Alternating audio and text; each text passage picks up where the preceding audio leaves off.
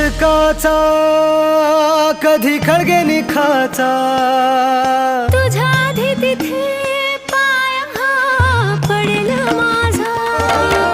तू स्वप्न पाहत जाना तू बस खुशीत राहना तू स्वप्न पाहत